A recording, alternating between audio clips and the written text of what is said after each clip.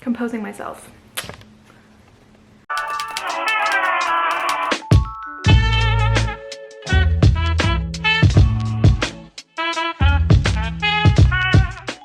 Hey guys, welcome back to my channel.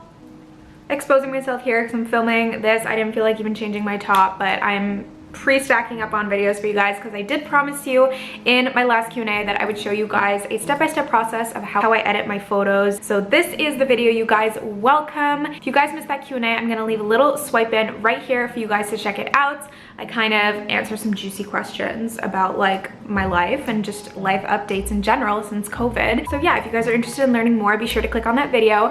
But if you're here for the editing process, because I know a lot of you have been waiting for this moment. I know I have too, but it's taken me a while to kind of perfect my edit. I've been changing it around over the last, I would say like 2-3 years. And finally I found my perfect kind of vintage, I like to call it a mix between dark and light academia kind of vibe. So if you guys don't follow me on Instagram, I'm gonna insert a screenshot of my feed right here just so you guys can get a general idea of the kind of vibe, the kind of photos that I post, and yeah, the overall like feel for it. So without further ado, let's jump right on into the editing process, you guys. I'm so excited to have this video out for you, and let's get into it. All right, guys, so first things first, we're starting with VSCO. So VSCO is the first app that I use, and I'm just importing a everyday kind of like outfit of the day photo for you guys to demonstrate how I edit photos of me. So my favorite filter to use is the M5 filter, and I bring it all the way down to about 3.3, 3.4, so I don't want it to be too strong. And then after that, I just go into the editing settings and I turn the contrast up just a tiny bit to about 0.3. Then from there, I like to sharpen the image, so I turn that up to about 2.0. Then from there, we move on to clarity, which I only bring it up a tiny little bit, up to about 0.6. So the saturation, I bring it down just a tiny bit to 0.3. Then the highlights I bring way up, so I pull that all the way up to about 2.8. And I save that. And then from there, I really want to play with the temperature. So you guys know I like to have a really warm tone on my images, so I actually bring it up to about 1.3 just in VSCO, and then we're going to edit that a little bit more later on. Then I go to the skin tone and I bring that down just a smidge to -0.1. Then I want to turn the vignette up to about 0.4. Yeah, just to give it a little bit of darkness around the edges. And then I want to turn the grain way up. So I turn it all the way up to 3.6. You guys, again, can play around with this. I like to give it that vintage kind of effect, so that's why I add the grain. Then in the split tone, you're going to want to go to highlights tint. And from there, I go to the cream color and I bring that all the way down to about 0.3. And as you guys can see, this is what we've done so far to the image.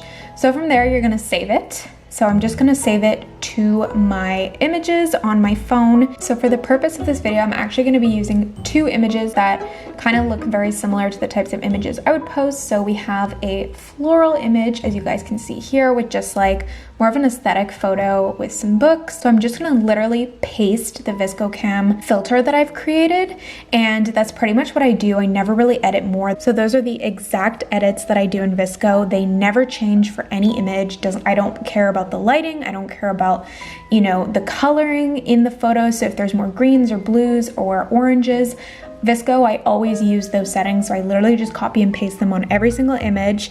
And then from there, I will import them into Lightroom. So that's what we're doing right now. So I'm just going to add the 2 images really quickly.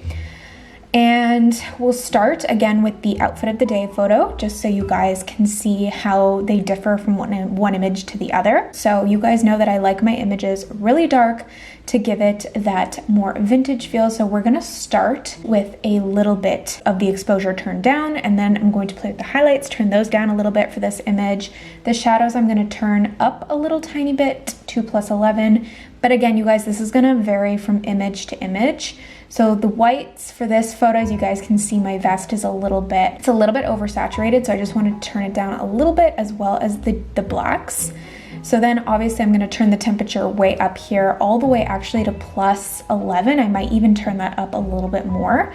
And then for the tint, I also want it more pink toned than green toned, because you guys know I like I like my more warm tones. So then I'm gonna go into the colors and turn the saturation for the oranges way up and turn the luminance down a little bit, because you guys know I really like my orange tones. And then I'm gonna do the exact same thing for the reds, because I like those tones and I definitely want them to come across.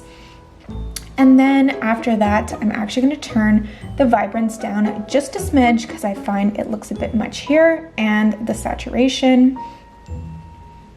And I'm actually gonna turn the temperature up a little bit more. So as you guys can see here, I'm really playing around with the image just to kind of see what I like best. I have really no like magic formula here, but you guys can definitely see the types of tones that I like best. And here's a before and after.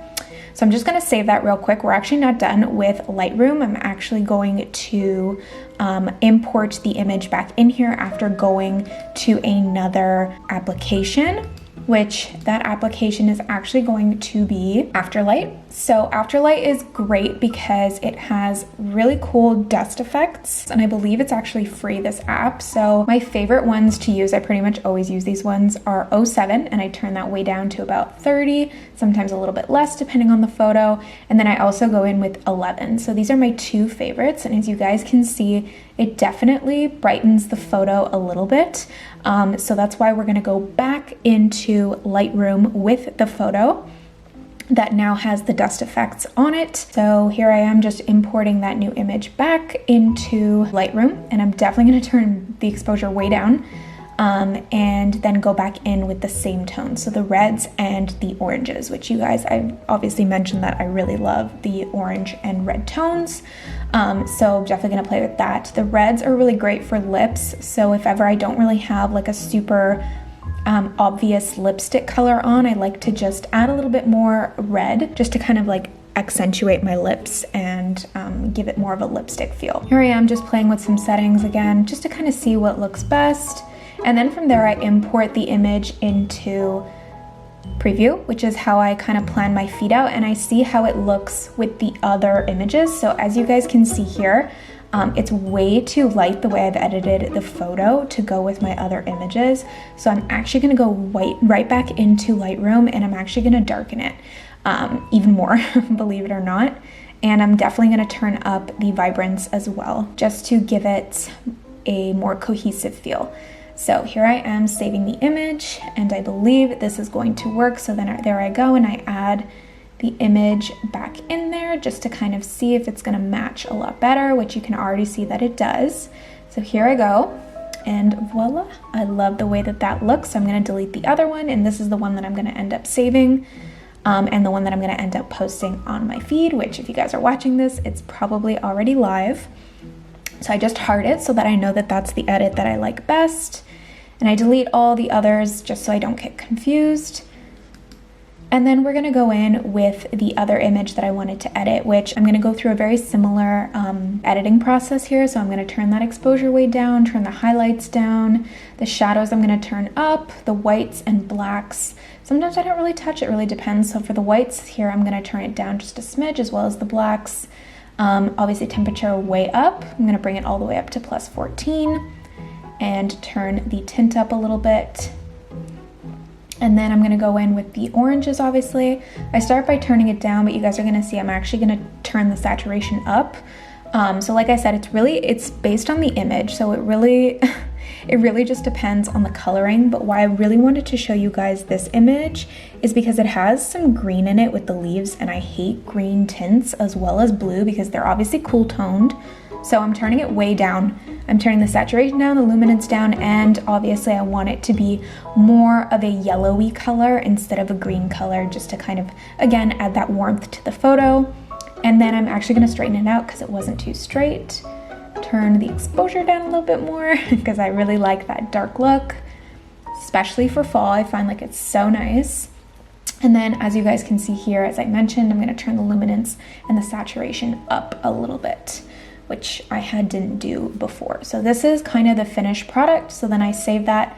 This one I don't want to add the dust effect to, which I don't always add that, but I thought I would just add it for the purpose of editing, just because I do it often.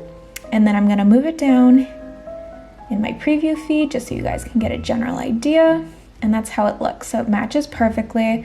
I absolutely love the way it looks, and this is just kind of how I plan out very easily my feed. Thank you guys so much for watching. I hope that you guys enjoyed this video. I know you guys have been asking for it for a hot minute, but it's finally here, you guys, and now I'm able to actually kind of give you the step-by-step process of how I do edit. That's not to say that, you know, my editing process is never gonna change, but for the time being, this is how I edit my photos. I hope that you guys found this video useful, and I hope that this kind of answers all your questions. If it does not, guys, feel free to ask me something more specific down below in the comments, and I promise to get back to you as soon as I can.